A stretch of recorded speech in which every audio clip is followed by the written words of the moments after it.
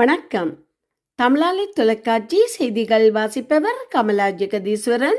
முதலில் தலைப்புச் செய்திகள். எரிபொருள் விலை திருத்தம் தொடர்பில் வெளியான அறிவிப்பு. வரலாறு படைத்த தமிழ்நாட்டு தேர்தல். இன்று தமிழக வெற்றி கழக தலைவர் அதிரடி உத்தரவு. தமிழ் இளைஞர்கள் கடத்தப்பட்ட வழக்கு பாதுகாப்பு தரப்பை கதிகலங்க வைத்த தீர்ப்பு. போர் நிறுத்தம் தோல்வி, ஈரானுக்கு கடும் எச்சரிக்கை விடுத்த டொனால்ட் ட்ரம்ப். சர்வதேச உழைப்பாளர் தினம், நாடு பூராவும் நடக்க உள்ள கூட்டங்கள். நேபாளத்தில் ஜீப் கவிழ்ந்து விபத்து, சம்பவ இடத்திலேயே உயிரிழந்த 20 பேர். அமெரிக்காவுக்கு வலி மிகுந்த தாக்குதல் நடத்தப்படும், ஈரான் எச்சரிக்கை. விமான பயணத்தின் போது மாயமான ஒஸ்கார் சிலியால் பரபரப்பு. இலங்கையில் இருந்து வெளிநாடு செல்வதில் புதிய கட்டாய நடைமுறை வெளியானது அறிவிப்பு. டொரண்டோ மக்களுக்கு விடுக்கப்பட்டுள்ள எச்சரிக்கை. இனி தொடர்கிறது விரிவான செய்திகள். எரிபொருள் விலை திருத்தம் மேற்கொள்ளப்படுமா என்பது தொடர்பில் இலங்கை பெட்ரோலிய கூட்டுத்தாபனம் அறிவிப்பொன்றை விடுத்துள்ளது. அதன்படி இன்றைய தினம் எரிபொருள் விலைகளில் எந்தவித மாற்றமும் செய்யப்பட மாட்டாது என இலங்கை பெட்ரோலிய கூட்டுத்தாபனம் அறிவித்துள்ளது. இது குறித்து பெட்ரோலிய கூட்டுத்தாபனத்தின் ஊடக பேச்சாளர் ஒருவர் கூறுகையில், எதிர்காலத்தில் மேற்கொள்ளப்பட வேண்டிய விலை திருத்தங்கள் குறித்து உரிய நேரத்தில் தீர்மானம் எடுக்கப்படும் என குறிப்பிட்டுள்ளதாக செய்தி வெளியாகி உள்ளது. இந்த நிலையில் கடந்த மார்ச் மாதம் 21ஆம் தேதி மேற்கொள்ளப்பட்ட விலை அதிகரிப்புக்கு பிறகு சந்தையில் தற்போது நிலவும் விலைகளே தொடர்ந்தும் நடைமுறையில் இருக்கும் என அறிவிக்கப்பட்டுள்ளது. இதன்படி 92 ஒக்டேன் ரக பெட்ரோல் 398 ரூபாய்க்கும், 95 ஒக்டேன் ரக பெட்ரோல் 455 ரூபாய்க்கும் விற்பனை செய்யப்படுகின்றது. அதே நேரம் 1 லிட்டர் ஓட்டோ டீசல் 382 ரூபாய்க்கும், 1 லிட்டர் சூப்பர் டீசல் 443 ரூபாய்க்கும் விற்பனை செய்யப்பட்டு வருகின்றது. மேலும் 1 லிட்டர் மண்ணெண்ணெய் 255 ரூபாய்க்கும் தற்போது விற்பனை செய்யப்பட்டு வருகின்றமை குறிப்பிடத்தக்கது. 11 இளைஞர்கள் கடத்தப்பட்டு காணாமல் ஆக்கப்பட்ட சம்பவம் தொடர்பான வழக்கு நேற்று முன்தினம் கோட்டை நீதிவான் நீதிமன்றத்தில் நடைபெற்ற போது வழங்கப்பட்ட தீர்ப்பு பாதுகாப்பு தரப்பில் பெரும் பரபரப்பை ஏற்படுத்தியுள்ளது. 11 இளைஞர்கள் கடத்தப்பட்டு காணாமல் ஆக்கப்பட்ட சம்பவத்தின் பிரதான சந்தேக நபர் ஒருவருக்கும் புகலிடம் அளித்து அவர் நாட்டிலிருந்து தப்பிச் செல்ல உதவியதாக குற்றம் சுமத்தப்பட்டிருந்த முன்னாள் கடற்படை தளபதியும் முன்னாள் பாதுகாப்பு படைகளின் தலைமை அதிகாரியுமான அட்மிரல் ரவீந்திர விஜய் குணரத்னாவை விடுவித்து பிறப்பிக்கப்பட்டிருந்த உத்தரவு பிழையானது என கோட்டை நீதிமன்றம் நேற்று முன்தினம் தீர்ப்பளித்துள்ளது. அதன்படி அவரை மீண்டும் ஒரு பிரதிவாதியாக வழக்கில் சேர்த்து அவருக்கு எதிராக குற்ற பத்திரிகை தாக்கல் செய்யுமாறு கோட்டை நீதிவான் இசுரு நித்திக்குமார குற்ற புலனாய்வு திணைக்களத்துக்கு உத்தரவிட்டுள்ளார். இந்த வழக்கு தொடர்பாக முன்னதாக விசாரணை நடத்தப்பட்ட போது சட்டமா அதிபரின் ஆலோசனையின் பேரில் முன்னாள் நீதிவானால் ரவீந்திர விஜய குணரத்னாவை விடுவிக்க நடவடிக்கை எடுக்கப்பட்டிருந்தது. இருப்பினும் அந்த விடுவிப்புக்கு எதிராக பாதிக்கப்பட்ட தரப்பினர் முன்வைத்த நீண்ட சமர்ப்பணங்களை ஆராய்ந்து நீதிவான் இசுரு நித்திக்குமார முன்னாள் நீதிவான் வழங்கிய அந்த உத்தரவு குறைபாடுடையது என்பதால் ரவீந்திர விஜய் குணரத்னாவை மீண்டும் ஒரு பிரதிவாதியாக வழக்கில் சேர்க்குமாறு தீர்ப்பளித்துள்ளார். மேலும் நீதியை நிலைநாட்டுவதற்கும் தலையிடுவதற்கு சட்டமா அதிபருக்கு இருக்கும் பொறுப்பு குறித்தும் நீதிவான் இங்கு விரிவான விளக்கமொன்றை சமர்ப்பித்திருந்தார். 11 இளைஞர்கள் கடத்தப்பட்ட சம்பவம் தொடர்பில் நீதிமன்றத்தை புறக்கணித்து வந்த லெப்டினன்ட் கமாண்டர் சந்தன பிரசாத் ஹெட்டியாராச்சி எனும் சந்தேக நபருக்கு கடற்படை விடுதியில் பாதுகாப்பாக தங்குவதற்கு வசதி வழங்கியமை மற்றும் அந்த சந்தேக நபர் சட்டத்திலிருந்து தப்பி நாட்டிலிருந்து வெளியேறுவதற்கு தேவையான ஏற்பாடுகளை செய்து கொடுத்தமை ஆகியவையே முன்னாள் கடற்படை தளபதி அட்மிரல் ரவீந்திர விஜய குணரத்னாவுக்கு எதிராக சுமத்தப்பட்டுள்ள பிரதான குற்றச்சாட்டுகளாகும். ஈரானுக்கு எதிராக அமெரிக்கா மற்றும் இஸ்ரேல் இணைந்து கடந்த பிப்ரவரி 28 தொடங்கிய தாக்குதல்கள் சுமார் 40 நாட்கள் நீடித்த நிலையில் கடந்த 8ஆம் தேதி 2 வாரங்களுக்கு போர் நிறுத்தம் அறிவிக்கப்பட்டது. இதன் மூலம் நிலைமை சற்று அமைதியானதாயினும் நிரந்தர சமாதானம் எட்டப்படவில்லை. ஈரான் மற்றும் அமெரிக்கா இடையேயான நிரந்தர போர் நிறுத்தத்திற்கான தொடக்க கட்ட அமைதி பேச்சுவார்த்தை பாகிஸ்தானில் 21 மணி நேரம் நடைபெற்ற போதிலும் எந்தவித உடன்பாடும் எட்டப்படவில்லை என அமெரிக்கா அறிவித்துள்ளது. இதனைத் தொடர்ந்து ஈரானின் துறைமுகங்களை முற்றுகையிடும் நடவடிக்கைகள் மற்றும் பொருளாதார அழுத்தங்கள் தொடரும் என அமெரிக்கா தெரிவித்துள்ளது. இதனால் மேற்காசிய பகுதியில் மீண்டும் பதற்றம் அதிகரித்துள்ளது. அமெரிக்கா முன்னாள் ஜனாதிபதி டொனால்ட் ட்ரம்ப் ஈரான் எச்சரிக்கையாக செயல்பட வேண்டுமென்றும் இல்லையெனில் அதன் உள்கட்டமைப்புகள், மின்சாரம் மற்றும் எரிசக்தி அமைப்புகள் மீது தாக்குதல் நடத்தப்படும் என்றும் எச்சரித்துள்ளார். மறுபுறம் ஈரான் ஹார்மோஸ் ஜலசந்தி வழியாக செல்லும் கப்பல்கள் தங்களது முன் அனுமதியை பெற வேண்டும் என்றும் பாதுகாப்பு கட்டணம் செலுத்தும் கப்பல்களுக்கு முன்னுரிமை வழங்கப்படும் என்றும் அறிவித்துள்ளது. இவ்வேளை அமெரிக்கா தனது முற்றுகை நடவடிக்கைகளை தொடர்ந்து முன்னெடுத்தால் பதில் நடவடிக்கை எடுக்கப்படும் எனவும் எச்சரித்துள்ளது. இந்நிலையில் பாகிஸ்தான் ஈரானுக்கு 6 தரை வழிகளை திறந்துள்ளதாக தகவல்கள் வெளியாகி உள்ளன. இதன் மூலம் ரஷ்யா, சீனா உள்ளிட்ட நாடுகளுடன் ஈரான் தனது வர்த்தகத்தை எளிதாக மேற்கொள்ள முடியும் என கூறப்படுகிறது. இந்த நடவடிக்கை அமெரிக்காவின் பொருளாதார அழுத்த முயற்சிகளை பாதிக்கக்கூடும் என பாதுகாப்பு நிபுணர்கள் எச்சரிக்கின்றனர். மேலும் பாகிஸ்தான் இரட்டை நிலப்பாட்டை எடுத்துள்ளதாகவும் குற்றச்சாட்டுகள் எழுந்துள்ளன. இதனால் மேற்காசிய பிராந்தியத்தில் அரசியல் மற்றும் பொருளாதார பதற்றம் மீண்டும் அதிகரிக்கும் சூழ்நிலை உருவாகியுள்ளது. இலங்கையின் 21 முக்கிய நகரங்களில் 21 மே தின பேரணிகள் நடத்த திட்டமிட்டுள்ளதாக தேசிய மக்கள் சக்தி NPP அறிவித்துள்ளது. இன்றைய மே தின கூட்டங்கள் தொடர்பில் NPP வெளியிட்டுள்ள அறிக்கையில் இந்த விடயம் தெரிவிக்கப்பட்டுள்ளது. 1886ஆம் ஆண்டு மே மாதம் அமெரிக்காவின் சிகாகோவில் 8 மணி நேர வேலை நாளை கோரி போராடிய தொழிலாளர்கள் குழு மீது காவல்துறை நடத்திய தாக்குதலில் உயிரிழந்த தொழிலாளர்களின் நினைவாக ஒவ்வொரு ஆண்டும் மே மாதம் 1ஆம் தேதி சர்வதேச தொழிலாளர் தினம் கொண்டாடப்படுகிறது.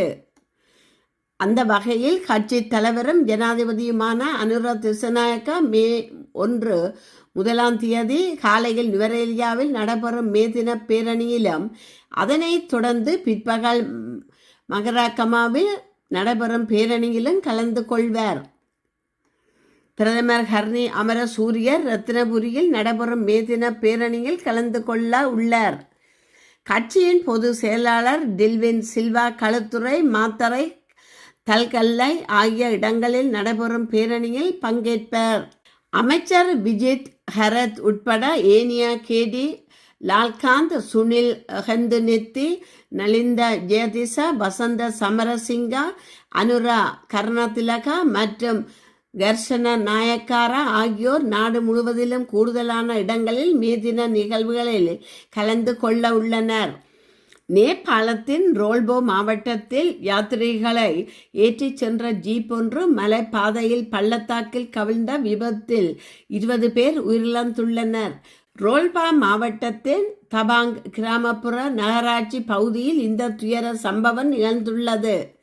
மலைப்பாதையில் சென்று கொண்டிருந்த ஜீப் டிரைவரின் கட்டுப்பாட்டை இழந்து சுமார் 800 மீட்டர் ஆழமுள்ள பள்ளத்தாக்கில் கவிழ்ந்தது. இந்த விபத்தில் சம்பவ இடத்திலேயே 20 பேர் உயிரிழந்துள்ளதாக அதிகாரிகள் தெரிவித்துள்ளனர். மேலும் பலர் படுகாயம் அடைந்துள்ளதாக கூறப்படுகிறது. விபத்து குறித்து தகவல் கிடைத்தவுடன் ரோல்பா மாவட்ட போலீசார் மற்றும் உள்ளூர் மக்கள் சம்பவ இடத்திற்கு விரைந்து சென்று மீட்பு பணியில் ஈடுபட்டுள்ளனர். மீட்பு பணிகள் தொடர்ந்து நடைபெற்று வருவதால் உயிரிழப்பு எண்ணிக்கை மேலும் அதிகரிக்கக்கூடும் என அஞ்சப்படுகிறது. அந்த பகுதியில் பெய்த கனமழையால் சாலைகள் வழுக்கும் தன்மையுடன் இருந்ததே ஜீப் கட்டுப்பாட்டை இழக்க காரணமாக இருக்கலாம் என அதிகாரிகள் சந்தேகிக்கின்றனர். விபத்து தொடர்பாக போலீசார் வழக்கு பதிவு செய்து தீவிர விசாரணை மேற்கொண்டு வருகின்றனர். அமெரிக்கா மீண்டும் தாக்குதல்களை தொடங்கினால் அமெரிக்கா நிலைகள் மீது நீண்ட மற்றும் வலிமிகுந்த தாக்குதல்கள் மூலம் பதிலடி கொடுப்போம் என ஈரான் இன்று அறிவித்துள்ளது. இது ஹோர்மோஸ் நீரணியை திறப்பதற்கான சர்வதேச கூட்டணியை உருவாக்குவதற்கான அமெரிக்க திட்டங்களை சிக்கலாக்கி உள்ளதாக ராய்ட்டர்ஸ் செய்தி வெளியிட்டுள்ளது. ஈரான் மீதான அமெரிக்க இஸ்ரேலிய தாக்குதல்களுடன் தொடங்கிய போர் 2 மாதங்களை கடந்து முக்கிய கடல் பாதையான நீரிணை மூடப்பட்டே உள்ளது. இது உலகின் 20% எண்ணெய் மற்றும் எரிவாயு விநியோகத்தை தடுத்துள்ளது. இதனால் உலகளாவிய எரிசக்தி விலைகள் உயர்ந்துள்ளதுடன் பொருளாதார வீழ்ச்சிக்கான அபாயங்கள் குறித்த கவலையும் அதிகரித்துள்ளன. மோதலை தீர்ப்பதற்கான முயற்சிகள் முட்டுக்கட்டியை சந்தித்துள்ளன. ஏப்ரல் 8 முதல் போர் நிறுத்தம் நடைமுறையில் உள்ளது. ஆனால் ஈரானின் எண்ணெய் ஏற்றுமதியை அமெரிக்கா கடற்படை முற்றுகையிட்டதற்கு பதிலடியாக ஈரான் இன்னும் நீரணியை தடுத்து வைத்திருக்கிறது. அணுசக்தி விவகாரங்களில் பேச்சுவார்த்தைகளில் ஈரானை மிகவும் நெகிழ்வானதாக மாற்றும் நம்பிக்கையில் ஈரான் மீது புதிய இராணுவ தாக்குதல்களை நடத்துவதற்கான திட்டங்கள் குறித்து அமெரிக்க ஜனாதிபதி டொனால்ட் ட்ரம்ப் ஆலோசிப்பதாக கூறப்படுகிறது. இது எண்ணெய் விலையிலும் தாக்கத்தை ஏற்படுத்தி இருந்தமை குறிப்பிடத்தக்கது. மிஸ்டர் நோபடி எகெயின்ஸ்ட் புடின் என்ற ஆவணத்திற்காக இந்த ஆண்டு ஒஸ்கார் விருது வென்ற ரஷ்யா இயக்குனர் பாவல் தாலன்ஸ்கி ஒஸ்கார் சிலை விமான பயணத்தின் போது மாயமானது பெரும் பரபரப்பை ஏற்படுத்தியுள்ளது. நியூயார்க்கிலிருந்து ஜெர்மனிக்கு சென்ற தாலன்கின் அமெரிக்கா போக்குவரத்து பாதுகாப்புத்துறை அதிகாரிகள் ஒஸ்கார் சிலையை விமானத்தின் கேபினுக்குள் கொண்டு செல்ல அனுமதிக்கவில்லை. சுமார் 3.8 எடை கொண்ட அந்த சிலையை ஒரு ஆயுதமாக பயன்படுத்த வாய்ப்புள்ளதாக கூறி அந்த விமானத்தின் சரக்கு பெட்டிக்கு மாற்றும்படி அதிகாரிகள் வலியுறுத்தியுள்ளனர். இதனைத் தொடர்ந்து அந்த சிலையை பாதுகாப்பு அதிகாரிகள் ஒரு பெட்டியில் வைத்து விமானத்தின் அடிப்பகுதிக்கு அனுப்பி வைத்தனர். ஆனால் ஜெர்மனியில் பிராங்க்ஃபர்ட் விமான நிலையத்தில் இயக்குனர் தாலன்கின் இறங்கிய போது அந்த ஒஸ்கார் சிலை அடங்கிய பெட்டி அவரிடம் வந்து சேரவில்லை. தனது முந்தைய பயணங்களில் எப்போதுமே இந்த சிலையை கையில் வைத்தே பயணம் செய்திருப்பதாகவும் தற்போது அதிகாரிகள் இதை ஒரு ஆயுதமாக கருதியது தனக்கு புரியாத புதிராக இருப்பதாகவும் தாலன்கின் வேதனை தெரிவித்துள்ளார். லுப்தான்சா விமான நிறுவனம் இந்த விவகாரத்தை தீவிரமாக எடுத்து கொண்டுள்ளதாகவும் ஒஸ்கார் சிலையை தேடும் பணிகள் முடங்கி விட்டுள்ளதாகவும் தெரிவித்துள்ளது. ரஷ்யா பாடசாலை போருக்கு ஆதரவான கருத்துக்கள் இவ்வாறு மாணவர்களிடையே திணிக்கப்படுகின்றன என்பதை மையமாக வைத்து இந்த ஆவணப்படம் எடுக்கப்பட்டுள்ளமை குறிப்பிடத்தக்கது. 2024 ரஷ்யாவில் இருந்து வெளியேறிய தாலன்கின் தனது படைப்பிற்காக பெற்ற உயரிய விருது மாயமானதால் மிகுந்த வருத்தத்தில் உள்ளார். இலங்கையில் வெளிநாடுகளுக்கு பயணம் செய்யும் பௌத்த பிக்குகளுக்கு புதிய கட்டாய நடைமுறைகள் கொண்டு வரப்பட்டுள்ளதாக புத்த சாசன சமய மற்றும் கலாச்சார விவகாரங்களுக்கான பிரதி அமைச்சர் கமகெதர திசநாயக்கா தெரிவித்துள்ளார். இதன்படி வெளிநாடுகளுக்கும் பயணம் செய்யும் பௌத்த பிக்குகள் தத்தமது மூத்த பிக்கு பிராந்திய பௌத்த தலைவர் மற்றும் அந்தந்த பீடங்களின் மகாநாயக்கா தேரர் ஆகியோரிடமிருந்து பரிந்துரைகளை பெறுவது கட்டாயமாக்கப்பட்டுள்ளதாக அவர் கூறியுள்ளார். அத்துடன் இந்த சட்டம் முன்னரே இயற்றப்பட்டிருந்தாலும் தற்போது இது கடுமையாக நடைமுறைப்படுத்தப்படும் என்று தெரிவித்துள்ளார். ஜனாதிபதி அனுர குமார திசநாயக்கா மற்றும் தேரர்களுக்கு இடையேயான சந்திப்பிற்கு பின்னரே இந்த முடிவு எடுக்கப்பட்டுள்ளது. இந்த நடைமுறை மிகவும் அவசியமானது என வலியுறுத்தப்பட்டுள்ளதுடன் மகாநாயக்கா தேரர்களுக்கும் இது குறித்து விளக்கமளிக்கப்பட்டுள்ளது. புத்த சாசன அமைச்சின் அதிகாரிகள், பதிவாளர், பதிவு தேர்தல் மற்றும் சட்டமா அதிபர் ஆகியோருக்கு இடையே அவசர கலந்துரையாடல்கள் நடைபெற்றுள்ளன. அதற்கமைய பௌத்த தற்காலிக கட்டளை சட்டத்தின் 41 மற்றும் 42வது பிரிவுகளுக்கு அமைய மகாநாயக்கா தேரர்கள் தலைமையிலான குழுவுக்கு இதற்கான நடவடிக்கைகளை எடுக்கும் அதிகாரம் வழங்குவது குறித்து ஆலோசிக்கப்பட்டுள்ளது. தாய்லாந்திலிருந்து அண்மையில் பண்டார்நாயக்கா சர்வதேச விமான நிலையத்துக்கு திரும்பிய 22 பௌத்த பிக்குகள் பெருமளவிலான போதைப் பொருட்களுடன் கைது செய்யப்பட்ட சம்பவத்தை அடுத்தே இந்த நடவடிக்கை எடுக்கப்பட்டுள்ளது. வவுனியாவுக்கு வருகை தந்த தற்காலிகமாக வசித்து வந்த கனடா நாட்டு பிரஜை ஒருவர் நேற்று திடீரென உயிரிழந்த சம்பவம் பெரும் கவலையை ஏற்படுத்தியுள்ளது. வவுனியா உக்கிலாங்குளம் பகுதியை தற்காலிகமாக தங்கியிருந்த கனடா டொரண்டோ பகுதியைச் சேர்ந்த 72 வயதுடையவரே இவ்வாறு உயிரிழந்தார். வவுனியா நகர் நோக்கி வாடகை வாகனம் ஒன்றில் பயணித்து கொண்டிருந்த போது அவருக்கு திடீரென உடல்நல குறைவு ஏற்பட்டுள்ளது. இதனை அவதானித்த வாகன சாரதி உடனடியாக அவரை பட்டாணிச்சூர் பகுதியில் அமைந்துள்ள பிரபல தனியார் வைத்தியசாலை ஒன்றில் அனுமதித்துள்ளார். வைத்தியசாலையில் அனுமதிக்கப்பட்ட சில நிமிடங்களிலேயே சிகிச்சை பலனின்றி அவர் உயிரிழந்துள்ளதாக தெரிவிக்கப்படுகிறது. உயிரிழந்தவர்களின் சடலம் தற்போது உடற்கூற்று பரிசோதனைகளுக்காக வவுனியா மாவட்ட பொது வைத்தியசாலையில் வைக்கப்பட்டுள்ளது. மரணத்துக்கான துல்லியமான காரணம் இதுவரை கண்டறியப்படவில்லை. இது தொடர்பான மேலதிக விசாரணைகளை வவுனியா போலீசார் முன்னெடுத்து வருகின்றனர். டொரண்டோவில் உள்ள வாகன நிறுத்த மீட்டர்களில் பார்க்கிங் மீட்டர்ஸ் மோசடி கும்பல் போலி QR குறியீடுகளை ஒட்டி பொதுமக்களை ஏமாற்றி வருவதாக டொரண்டோ காவல்துறை எச்சரிக்கை விடுத்துள்ளது. அண்மைய வாரங்களில் இத்தகைய 3 புகார்கள் பதிவாகியுள்ள நிலையில் இது குறித்து நிதி குற்றப்பிரிவு போலீசார் தீவிர விசாரணை மேற்கொண்டு வருகின்றனர். வாகன ஓட்டிகள் வாகன நிறுத்து கட்டணம் செலுத்துவதற்காக இந்த போலி QR குறியீடுகளை ஸ்கேன் செய்யும் போது அவை உண்மையான இணையதளம் போன்றே தோற்றமளிக்கும் ஒரு போலி தளத்திற்கு அவர்களை அழைத்து செல்கின்றன. அங்கு $7 கட்டணம் செலுத்துவதாக நினைத்து தங்கள் தகவல்களை பதிவிடும் நபர்களின் கணக்கிலிருந்து சுமார் $2000 வரை திருடப்படுவதாக காவல்துறை அதிகாரி லாரா பிராபன் தெரிவித்துள்ளார்.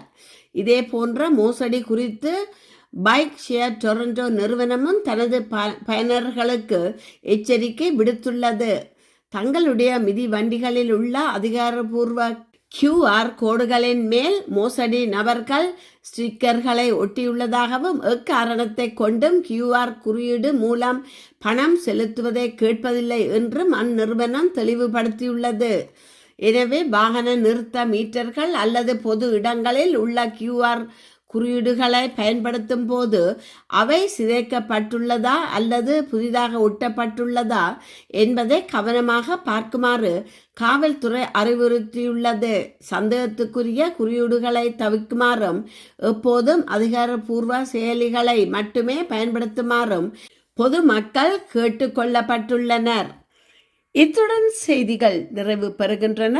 மீண்டும் மற்றொரு செய்தியூடாக உங்களை சந்திக்கும் வரை வணக்கம் கூறி விடைபெறுபவர் கமலா ஜெகதீஸ்வரன். நன்றி.